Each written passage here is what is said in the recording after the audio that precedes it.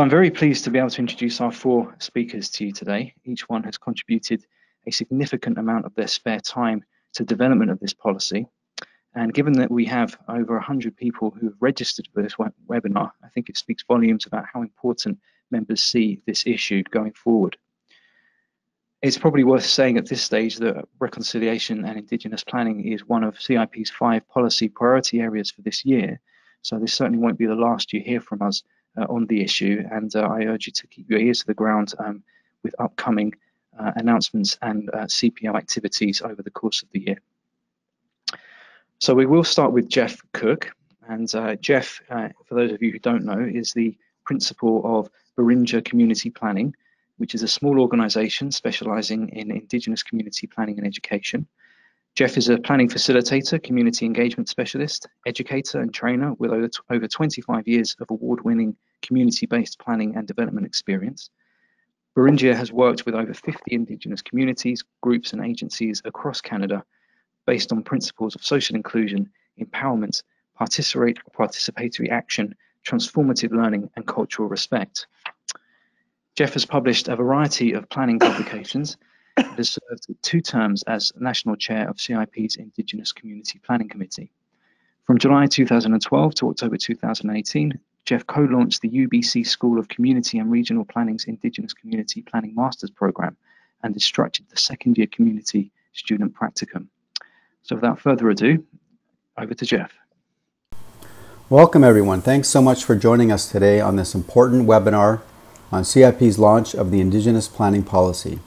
My name is Jeff Cook and I've been chair of the Indigenous Community Planning Committee for the past 6 years, and I'd like to acknowledge the unceded and ancestral lands of the Coast Salish peoples here in North Vancouver, BC.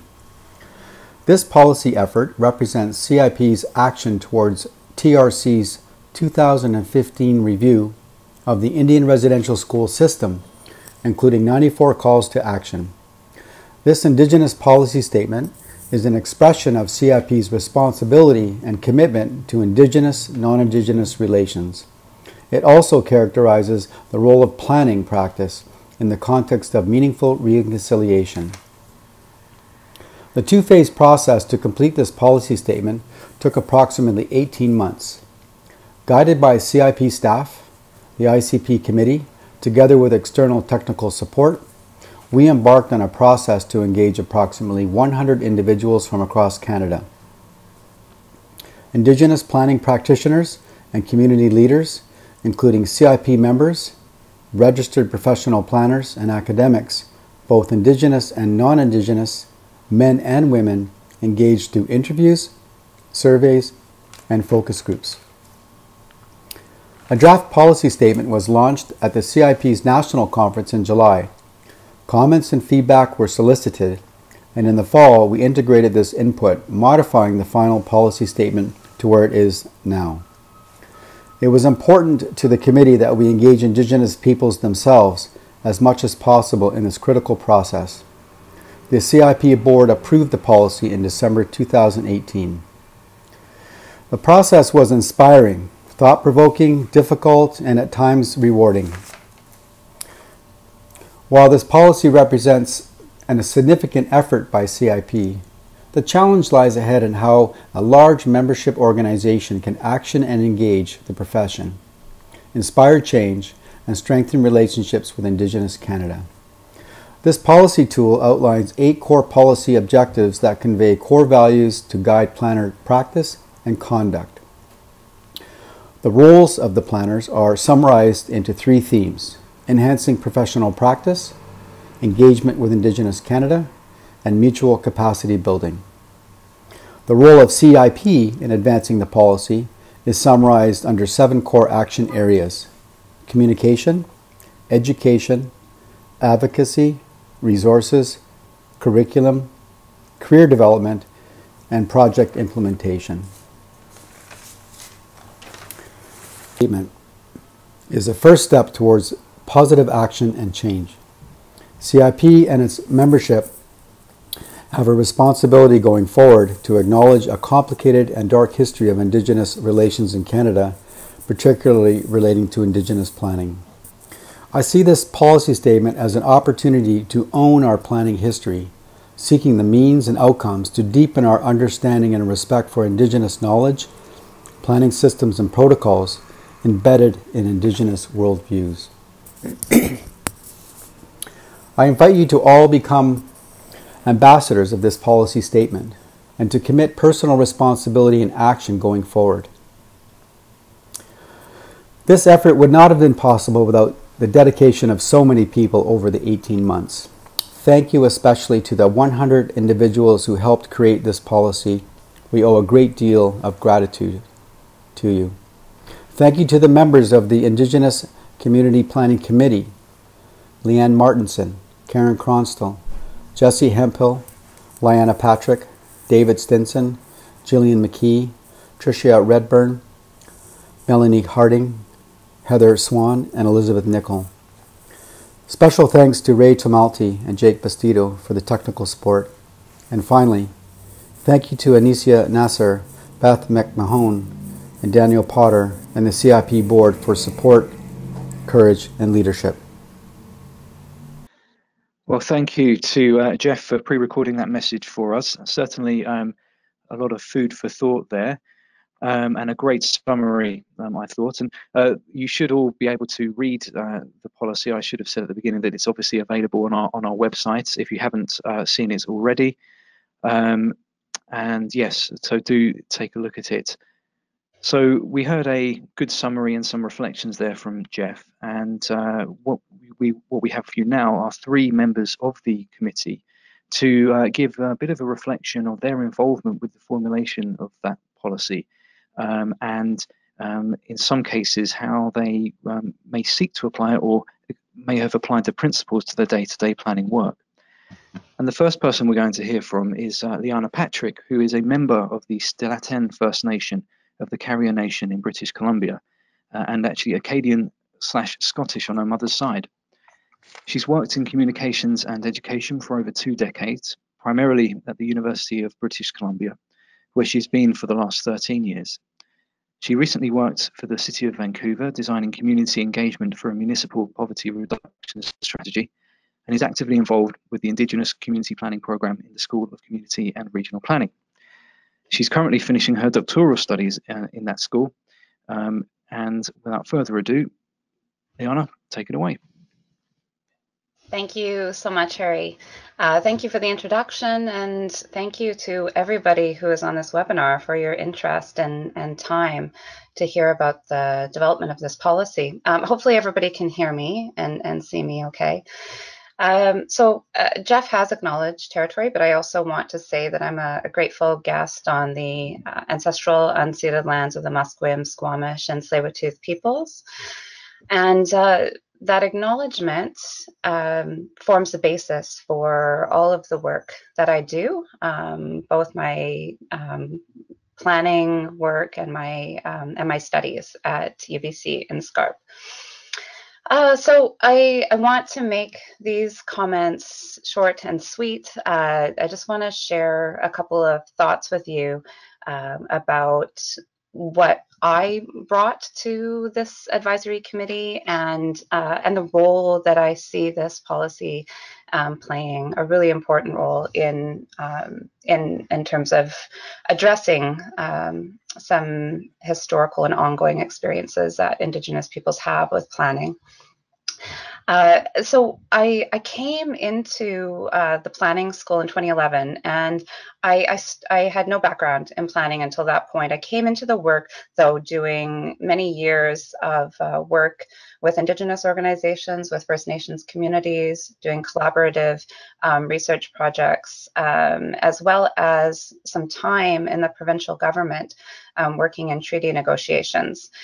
So I had quite a bit of experience, as well as lived experience as an Indigenous woman.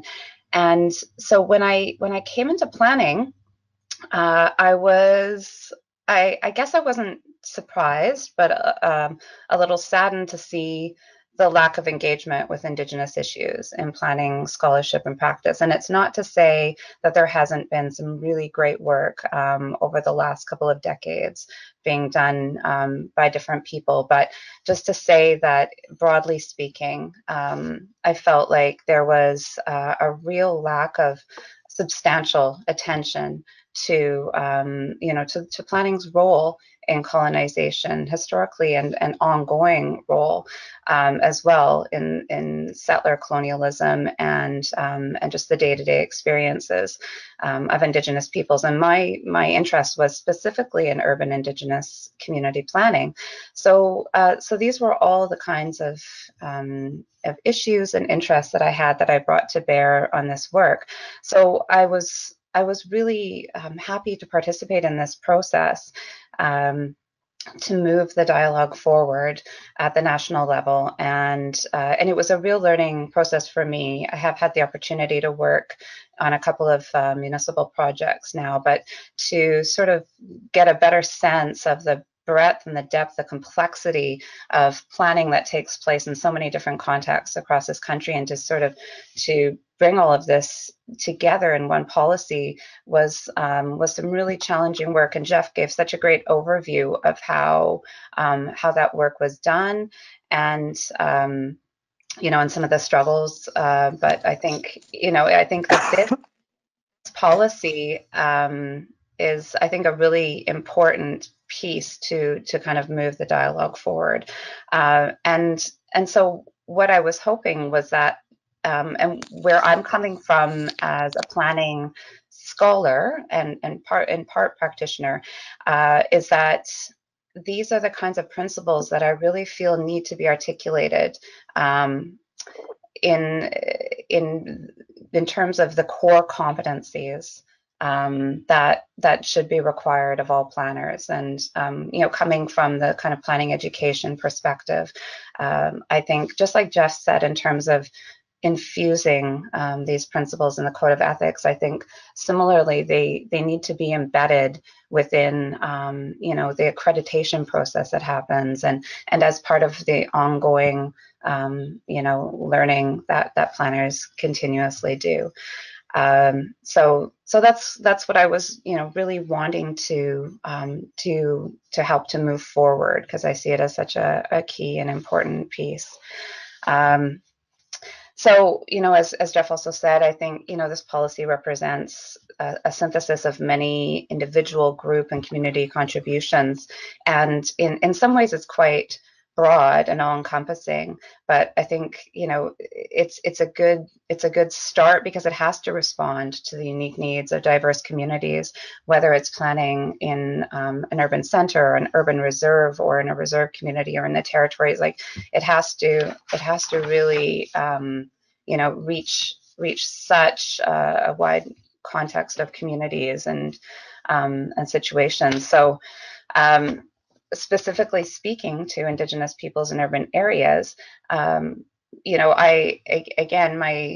things that were really foremost in my mind in thinking through municipalities' responsibilities, and how the work that they can do with Indigenous peoples whose lands they're on and who live in the cities, is that to really understand that those sovereignty claims and self-determination extend to the cities and the towns and the villages.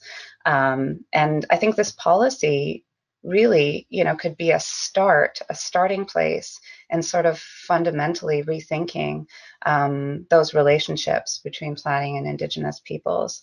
And I really do emphasize that as kind of a starting point.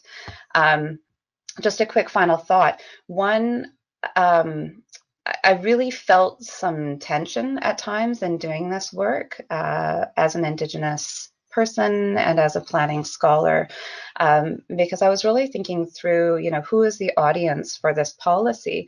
And there were times when I felt like we needed two policies, because there are absolutely members in CIP who are Indigenous, but I felt like there was a larger membership who's non-Indigenous, who really needed this kind of guidance and the ideas that are embedded within this policy. But I thought, maybe this particular policy is a foundation for a partnership or maybe a coexistence model, and that at some point there will be, a separate Indigenous Planning Institute that represents Indigenous planners, Indigenous peoples and communities. And so I just leave you with that thought, because it was something that kind of continually, that all of us on the committee were thinking through and figuring out as we went along through this process. So those are just a couple of thoughts that I had as far as what I brought to this to the committee, and in terms of the evolution of the policy. So hopefully something made sense in that. And again, I thank you for your time and attention, and I look forward to hearing what the other committee members have to say. And if there are any questions at the end, I'm happy to answer them. So masicho for your attention. Well, Lyana, thank you very much for that thought-provoking talk. Certainly lots to reflect on there. I've certainly got some questions in mind myself, but I'm going to save those until the end. Our next speaker is Gillian Mckee. Gillian has lived and worked as a planner in the North for 30 years. She's worked on regional land use plans in Nunavut, Northwest Territories, and the Yukon. She worked for 10 years with the Kwanlin Dun First Nation on developing the planning regime under its land claim and self-government agreements. And most recently, she retired from Yukon government, where she was working on the Dawson Regional Land Use Plan. So without further ado, I'd like to invite Gillian Mckee to start, please. Thank you, Harry. And I thank everybody for the opportunity to join you today and speak and share my perspectives on the policy. I'm speaking to you from Whitehorse and on the traditional territories of the Kwanlin Dun First Nation and the Ton Quechan Council. So my experience with the committee was I've been a member since 2015. And as a member of the committee getting into this policy work, what I was really interested in was encouraging that participation in some way of a Northern voice in the policy development. Because here in the Yukon, as across the North, there is a lot of experience with land use planning, going back to the traditional land stewardship practices of the First Nations and continuing up to our modern day treaties. So 11 of the 14 First Nations in Yukon have land claim agreements in place that come out of the Umbrella Final Agreement, which was signed back in 1993. And they also have self-government agreements. And these set out a consultative and collaborative planning process between the Yukon First Nations and the Yukon government to develop the regional and the other land use plans put forward in these agreements. So the agreements give a lot of direction on planning. They set out the objectives, they identify authorities and their responsibilities for decision making between the government and the territorial government and the First Nation governments. They speak to the use of traditional knowledge, and they lay out some aspects of the planning process itself. So the challenge I encountered as I was casting this policy here is, how is this policy relevant? Because the final agreements and the self-government agreements already lay out a lot of obligations and objectives for land use planning. So what is the purpose of the policy and how is it relevant here? And before I get to that, I want to give you an idea of what was going on with planning in the Yukon at the time. Some of you may have heard that the Peel Watershed Plan was going through a court challenge all the way up to the Supreme Court of Canada. This was a 3-year challenge from 2014 up to December of 2017, starting in the Yukon court and through the appeal court and up to the Supreme Court. So the Peel Watershed is a 68,000 square kilometer area in the Northeast Yukon. It represents 14% of the Yukon's area. And this was the second regional land use plan that the Yukon was working on. So in 2011, the Peel Commission completed 7 years of work and developed their final recommended plan. And when that plan went into Yukon government for review and consultation, in 2012, the Yukon government significantly changed the plan over the objections of the First Nations, and as a result, the planning process broke down. And in 2014, the 3 First Nations and also 2 environmental NGOs took the government to court.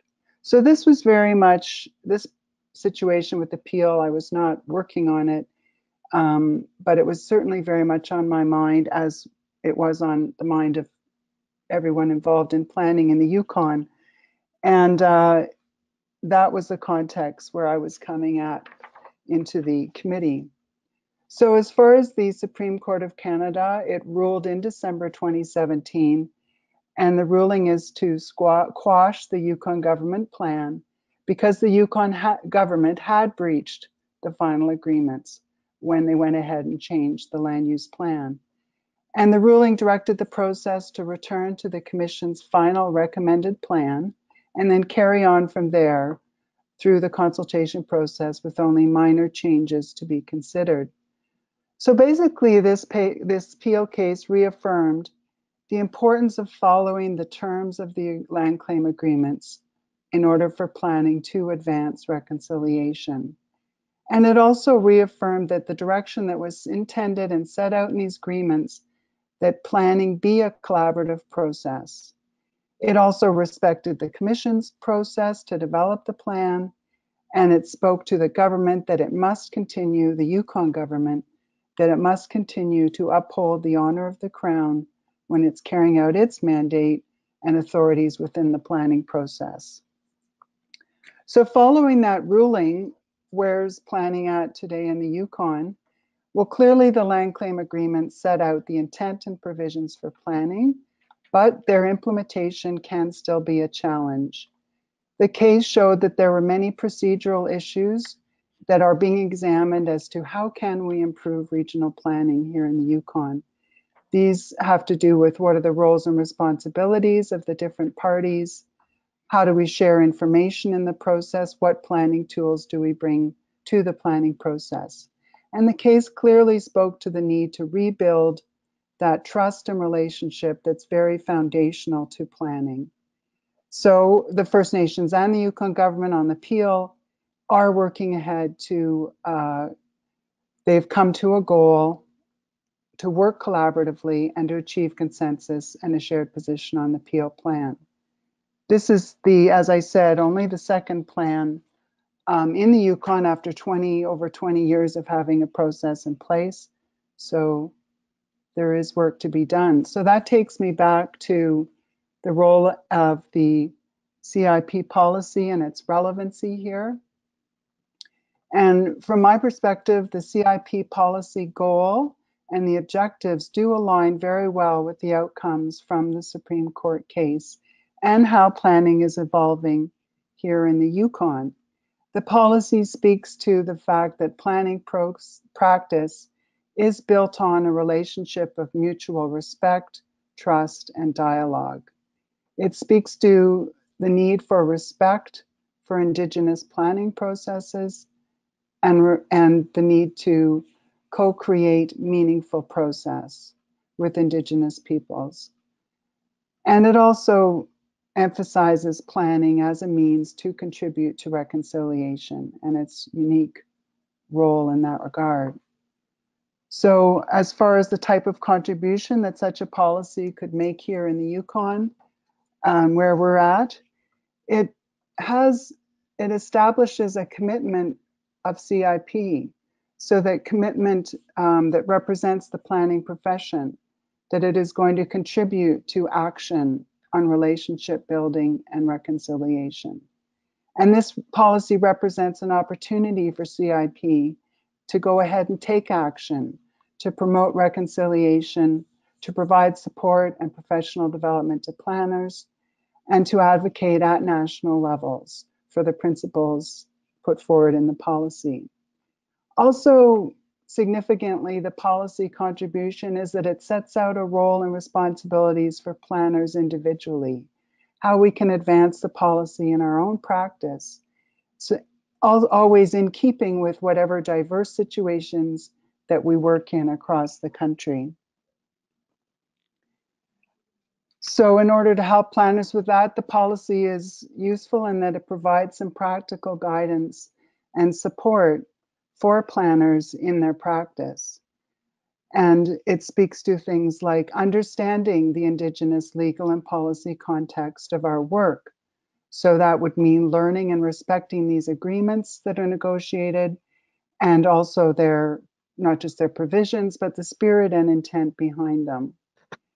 It speaks to enhancing our own education and practice as planners, developing awareness and respect for Indigenous protocols, practices, history of the region that we're working within. It speaks to building relationships, and these would be among planners and our colleagues, not necessarily just at the high political government to government levels. And it also speaks to planners being advocates for these principles and these measures that will move us, are advancing us toward reconciliation within our own organizations. We can become an advocate within our own organizations. And the policy lays out how the CIP will provide support to planners for that work with access to resources, the development of the continuous professional learning program, and developing these core competencies that Jeff and Lyana also mentioned. So in terms of possible next steps, I hope the conversation will continue. The policy certainly recognizes that there's a diversity of how we go about planning across Canada. In the Yukon alone, we have several scales of planning, and they all engage with First Nation traditional territories and these land claim and self-government agreements. So I hope the dialogue will continue with Yukon First Nations and other planners in the Yukon, and focus back to what is the role of the policy here in the Yukon. I think it's especially important, as others have spoken of, to engage those who are outside the CIP circle, so we can draw on this wealth we have of Northern experience in Indigenous planning across the North. Perhaps that might lead to some sort of pan-Northern discussion, because we do have a lot of similar context and situations around planning. So thank you very much for giving me the time, and for you taking the time to listen, and I look forward to your questions. Thank you. Well, Gillian, thank you very much again for your perspective there, particularly giving us a bit of law school 101 as well. Always helps to have a bit of practical examples behind what we're talking about. So our final speaker for you this afternoon or this morning, depending on where you are, is Melanie Harding. She is a registered professional planner and MCIP. She's currently the Executive Director of the Sahtu Land Use Planning Board in Fort Good Hope, Northwestern Territories. Previously, she worked as the Senior Community Planner Senior Community Planner Lead at the Anishinaabe ASCII Development Fund in Northern Ontario, where she worked to develop a program to support First Nations to do comprehensive community planning. Melanie graduated from UBC's School of Community and Regional Planning's Indigenous Community Planning Program. And without further ado, Melanie, take it away. Hi, everybody. As Harry said, my name is Melanie Harding.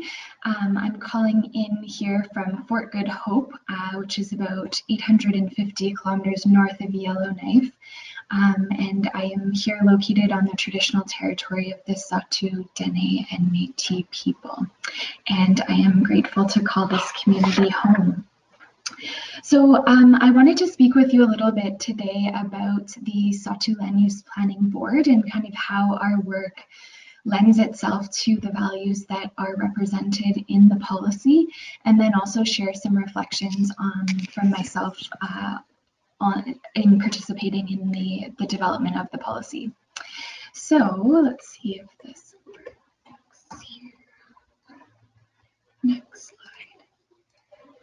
There we go. So our mandate for land use planning in the Sahtu comes from the Sahtu Dene and Métis Comprehensive Land Claim Agreement, as well as the Mackenzie Valley Resource Management Act, which is basically operationalizing the land claim. And so the Sahtu Land Use Planning Board was established as a component of that co-management system for land and water management. So in the land claim, it's clearly laid out that the purpose of land use planning is to protect and promote the existing and future social, cultural, and economic well-being of the Sahtu communities, while also having a regard for the interests of all Canadians. And so our board acts as an institution of public government in that they are acting in the public interest, similar to the way that we act as planners, but also they represent the Sahtu. And so we have all of our board members are Sahtu members, they're beneficiaries. And as well, they represent, there's 2 representatives from the Sahtu Secretariat and 2 from the government, 1 from the territory and 1 from the feds. And so in that, kind of inherent in the system is collaboration and co-management and reconciliation. The land claim also clearly lays out that land use planning has to directly involve communities and designated Sahtu organizations. And so I think this is laid out really nicely in the policy in that, I think the direct line is something about, nothing for us without us. And so clearly laid out in the land use plan and in the land claim is that these Sahtu communities and organizations must be involved in any land use planning that happens, and all of those decisions would then go to our board, who represent the best interests of the well-being of the Sahtu. And so it's a really neat system the way it's laid out, and inherent in that is collaboration and a lot of conflict sometimes, but always working to find a mutually beneficial decision in the end. And so we think a lot about co-management as reconciliation. In the Northwest Territories, the regulatory regime came as a direct result of the comprehensive land claim agreements. And so in that, there's integration and coordination, as well as this co-management that I've been talking about. And so I think it's, again, a great example of Indigenous communities working in close partnership with governments in the planning context, where the inherent rights are protected and honored. And so the Sahtu Land Use Plan works to manage development in the Sahtu territory, but it does not have any say essentially on the inherent rights of the Sahtu people. And so in the Sahtu Land Use Plan's vision, there's lots of values that are laid out that are really also echoed in the policy. And so I think it's great to see, how this is enacted in real life on the ground with, our boots on the ground doing the planning work, and how we as planners can continue to kind of uphold what is laid out in the policy. And so, there's ecological integrity. The most important land is protected. And so throughout the 15 years that the Sahtu Land Use Plan was being developed, there was incredible consultation and engagement with the Sahtu communities to ensure that the land that's most important is protected in conservation zones. The cultural integrity, the ability for people to use the land as they always have. And so we see again that the Sahtu Land Use Plan doesn't impact the traditional or inherent rights of the beneficiaries here, but instead acts as a way to ensure that they can continue to harvest as they always have.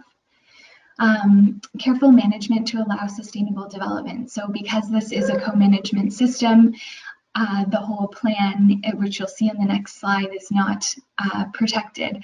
There's special management zones where development could happen with certain parameters, and then of course general use. And so it's a constant conversation, and I think it's also representative the plan is of a series of concessions and negotiations from all sides in order to get to a plan that is approvable by all of our approving parties.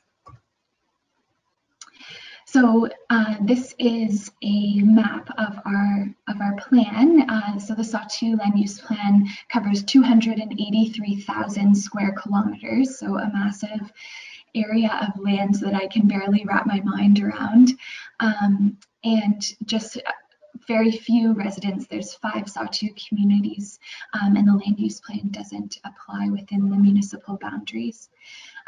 The plan was approved in 2013, and so the way that works is the board adopts it, then it goes to the Sahtu Secretariat to approve, then to the GNWT, and then to Canada. And so if one of those parties isn't prepared to approve the plan, then essentially it's back to the drawing board. And so it can be a long and arduous process, but one where we all certainly learn a whole lot. And so when the plan was approved, basically all federal agencies, territorial governments, anybody having any authority to issue licenses or permits or authorizations has to follow the land use plan. It is law, and any exception or amendment to that plan comes back to the board and to the Sahtu communities. And so similar to, I think, to the policy, the plan was approved as an evergreen document. At that time, development seemed imminent, and so the idea was to have a plan. Having a plan was better than no plan at all. And so I think, it speaks to how this is an ongoing process, and now we're 6 years in, and we're undertaking our first 5-year review that started last year, and so we're constantly learning and adjusting and figuring out how to do things better. And so in terms of some reflections on the policy process, I think that we're on the right track. Participating in the process was complicated, and we certainly had our moments of feeling lost, I think, in terms of how to really honor what it is that we're trying to do here. But I think that, we can see that so many of the planners who are already doing this work and who are working in this way are, those values are represented in the policy. And so I think it gives us all something to kind of jump off from and also to continue to work towards. As I said, it's a process, and so I think it's this process of relearning and unlearning and learning, and that was certainly true, I think, for the CIP staff members and for the board as well as the committee members. It goes from these huge conversations about what it is that we're trying to do to all the way down to, do we use with or do we use by, all these tiny little shifts and changes that have such a big impact on the meaning of the document. And so I think, it's hopeful to see, I feel hopeful that we're beginning to address the need to decolonize our profession and listen rather than talk and support rather than lead. And so, I've gotten some emails from different folks expressing maybe concern or questions about the policy and whether it went far enough, but I'm happy to see that we've started. And on that note, your involvement, I would really encourage everybody to continue to give feedback on the policy, connect with CIP, with the board, give feedback, criticize it, tell them what you like. I think the policy is representative of what some of us thought a lot. So there's more than 100 people were involved in this development, but there's so many people across Canada who have expertise to share. And so I hope that our policy will continue to grow and morph into what it needs to be. I think each of us has echoed this in different ways, but I think that, of course, we are under no illusion that the buck stops here. This policy is only as strong as its implementation, and that means, through the accreditation process and through continual learning for planners. And so I think that I hope that all 110 of us on this call can continue to hold CIP and ourselves to account and to continue to put our time and effort into making things better. And so when I started on the committee, I was in a different position in Northern Ontario working for Anishinaabe Development Fund, where I was much more deeply connected to the communities on the ground who were doing in comprehensive community planning for their communities in their own communities. And so something that Lyana spoke to a little bit and that weighs on me in this policy is wondering how this supports and relates to Indigenous people doing Indigenous planning in their own communities. And so I think that in reading the policy, it's clear that this isn't necessarily meant for them. This is, there's a lot of non-Indigenous centering in the policy. And I think it's important because for the 110 of us on this call, there's hundreds and hundreds of more people who maybe don't understand why this policy is important, but who are planners and who are Canadians. And so I think that, it's a great step in the policy talking about how we can encourage Indigenous people to participate in our profession, but also I think there needs to be an expansion of what it means to be a planner, because I can tell you, and I'm sure we all know, that there's so many folks doing incredible planning work on the ground in communities who don't have RPP behind their name and who have possibly never even heard of that. So that's something that I think we can continue to grow with, and as Lyana said, perhaps this policy maybe there's more focus that can be done or that can go towards supporting Indigenous communities. And so I just continue to think and reflect on that. And lastly, I think that so much of this is a personal process, and it's great that we have this amazing policy that's on our website that shares our values as a profession and aligns us with the national and international calls relating to reconciliation and Indigenous Canada. But I think in the end, it's up to us, of course, to do the work of being humble and listening and being vulnerable and reaching out and understanding how we can be better Canadians, better allies, better planners. And so in that, I think, I feel really honored that all of my career to date has been working directly with Indigenous communities, and it's not always the case if you're working in a municipality or in other capacities.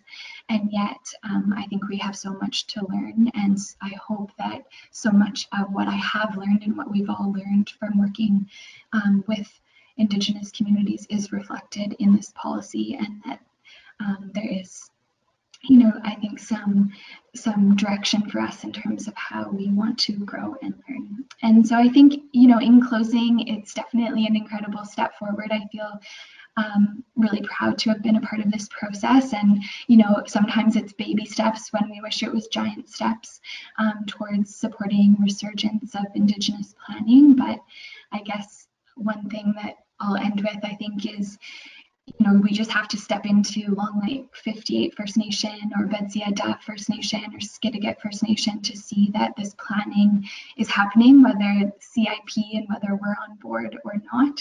But I'm so glad that we are getting on board and that we're extending our hand in the best way that we know how.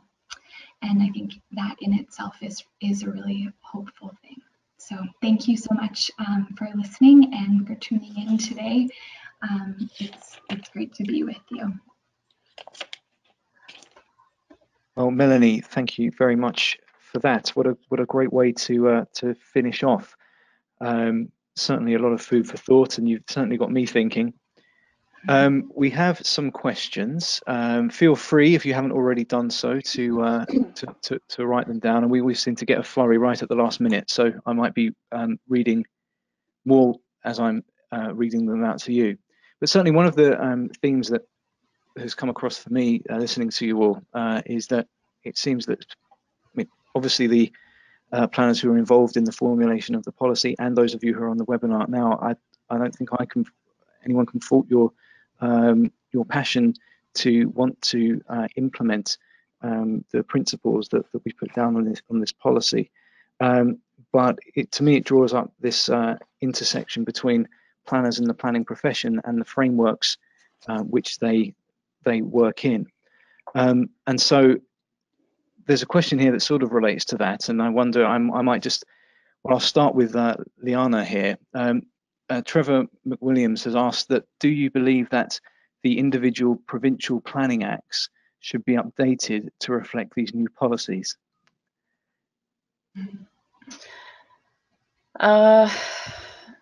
Yes. in an ideal world, right? Yeah. I mean, absolutely. I think that I think some really broad-based work needs to happen in terms of the framing, right, of planning, and how, to sort of deeply interrogate, what the basis is for which those planning frameworks were created. Who were they meant to apply to, right? So, I mean, I think the really critical piece with that is that any sort of form of planning structures or policies or frameworks has to involve the people who will be impacted by them.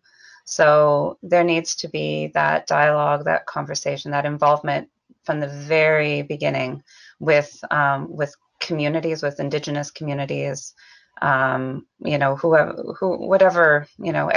who's going to be impacted. So I think that's one of the issues, right, is around that, the point at which people are engaged. When you come to a community, and I see this a lot in terms of my municipal work, which is that people will develop the plans and the policies and then, or be looking to reform, but they'll come to the community after the fact, once they've got something, whereas there needs to be involvement at a really early stage. So just off the top of my head, that's kind of what comes to mind, but I'm sure others will have some ideas too. And do they, Melanie? Do you have any thoughts on that? Sorry, yeah. I'll caught you off guard. Yeah.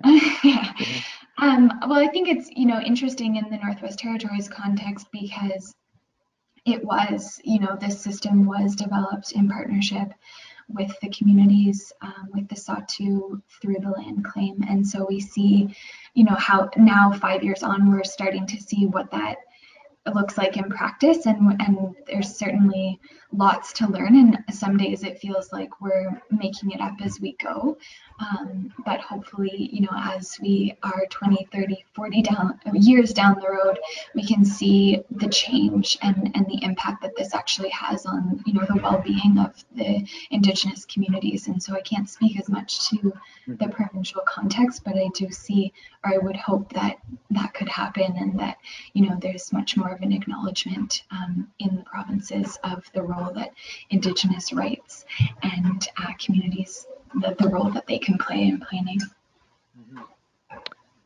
Is there anything you wanted to add to that, Gillian?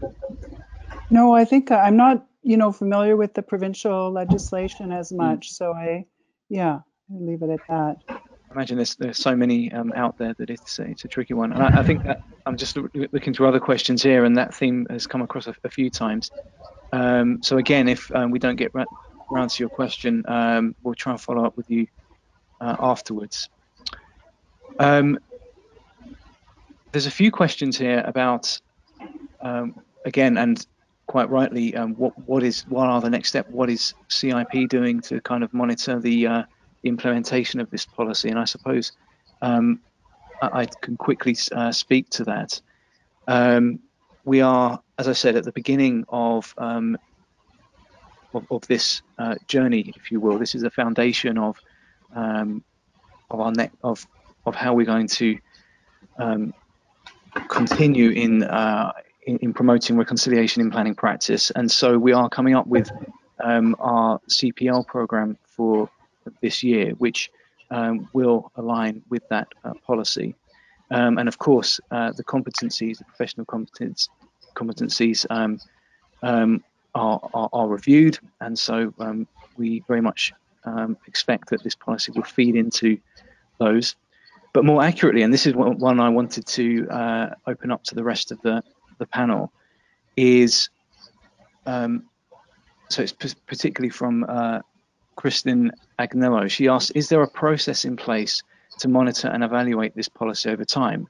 So I can say there's not, but if there was a process, do you have any ideas about what that process should look like?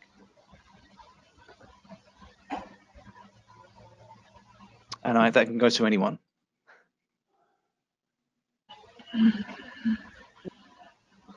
I guess that I could take a stab, but it's a really good question, and I know Jeff emphasized that at the end of his presentation.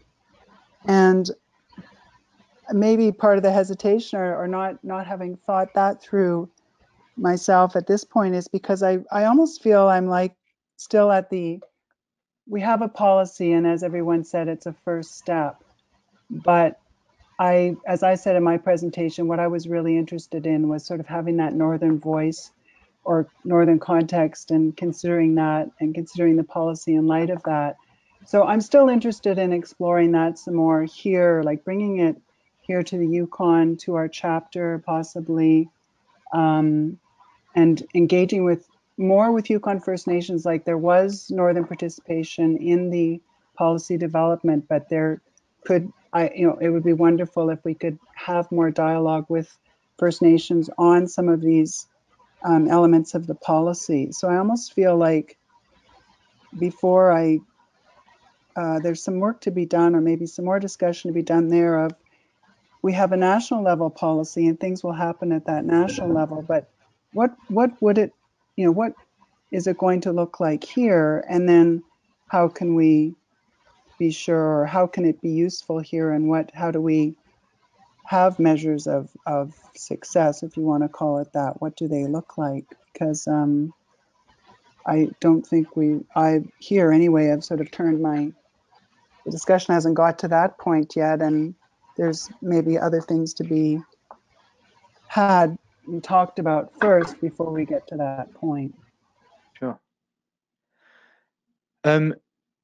This next question is for Melanie, and I think it chimes very similar to the question about legislation, but as you're very much embedded in an organisation, Alan Chen asks, how do we reframe our professional work as personal work in service of reconciliation, when so much of our institutions are, Alan's words, stuck in their day-to-day routines of meeting deadlines? Mm-hmm. Yeah, great question. And isn't that the challenge? I mean, I think we work in that context too. There's deadlines for funding and not enough funding, and still many colonial ways of going about this work.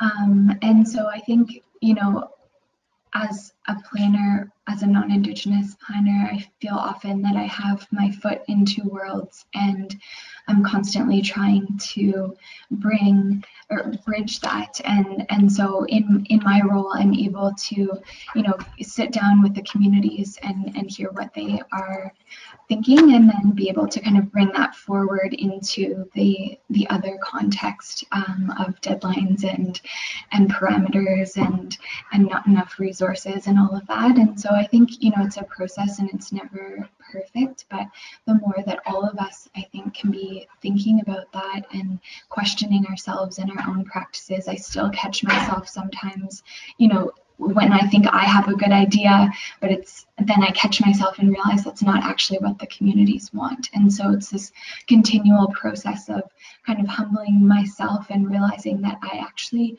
don't know best, and I never will know best, because these communities have been planning since the beginning of time.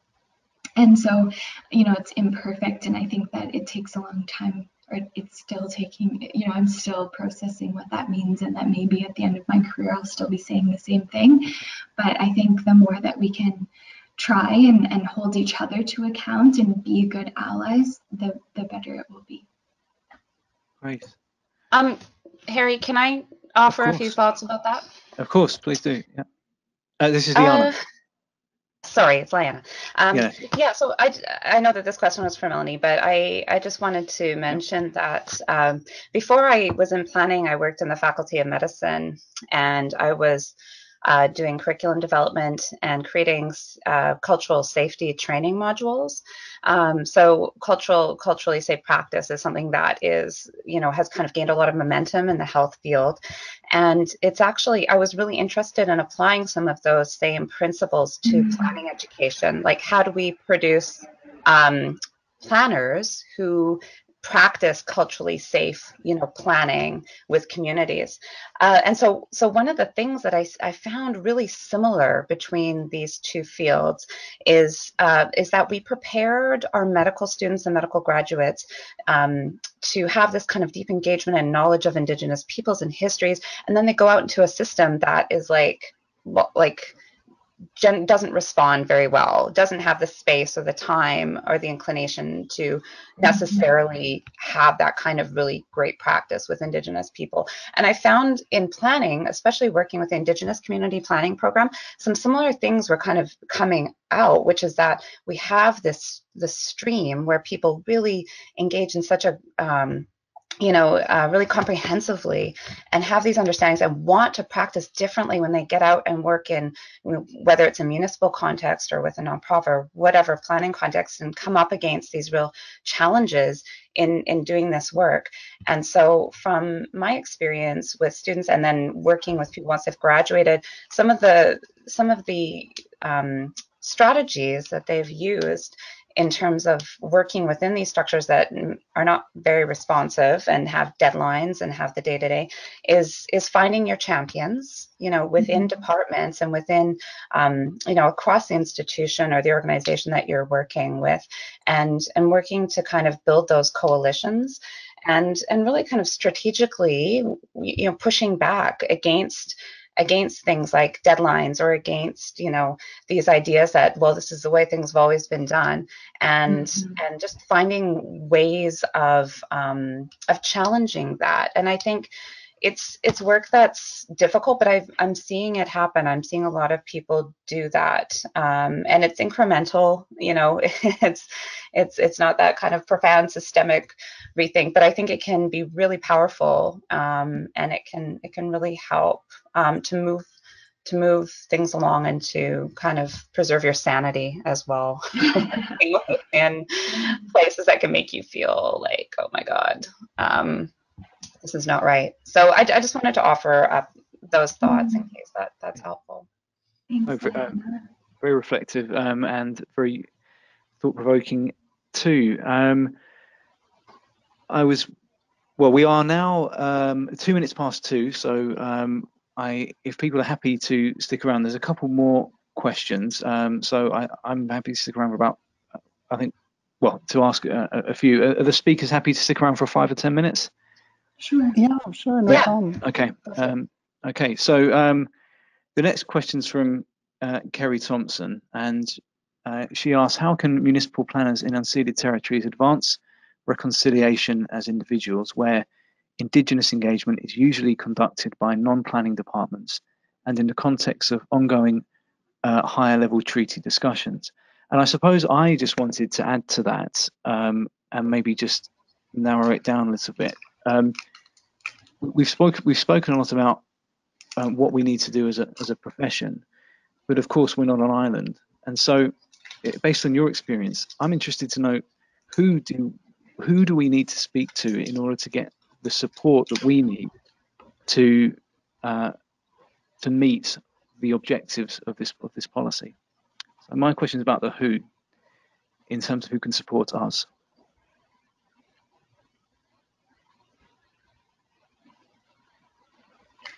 Let's start with Lyana.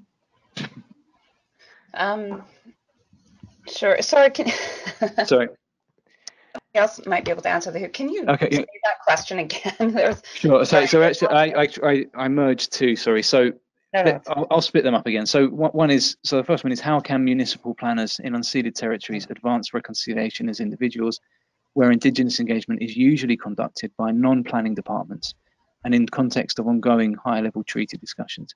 So it's I suppose it speaks as much to being part of that bigger machine for those who work in municipalities.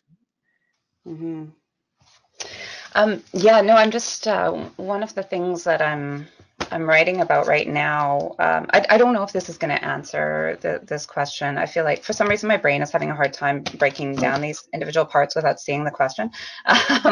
But one thing that I think this work needs to be really carefully done. I've talked to planners in other towns and municipalities who say they would not want to hire an Indigenous person because they feel like the municipality is not ready to do this kind of work. And what does tend to happen is that you have like the social planner who is kind of all of the Indigenous stuff just goes to them, and then it becomes really siloed and it becomes really segregated within the municipality. And so one of the things that needs to happen is that there needs to be a culture of shared responsibility, that this is something that has to happen across. So if there are people outside of the municipalities doing that engagement, they need to be, more integrated, I would say, within that municipality, and really kind of showing, demonstrating how and why there is this sense of a shared responsibility. Because I think that if you are just leaving it in the hands of an external, consultant, or if it's in one department, then you can really reproduce a lot of harms.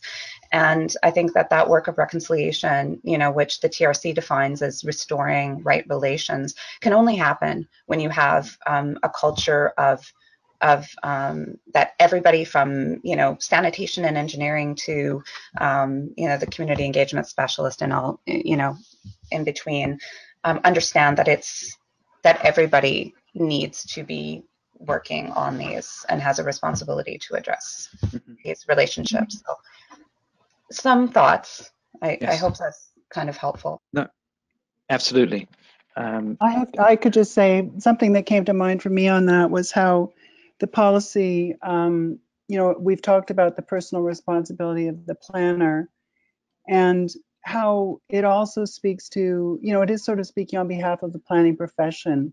So it's almost like bringing the profession into these conversations around reconciliation wherever they are happening. And that can happen now that we have across the country a national policy, maybe there can be engagement at some of those national levels with the bigger institutions that are working on some of these negotiations at that level.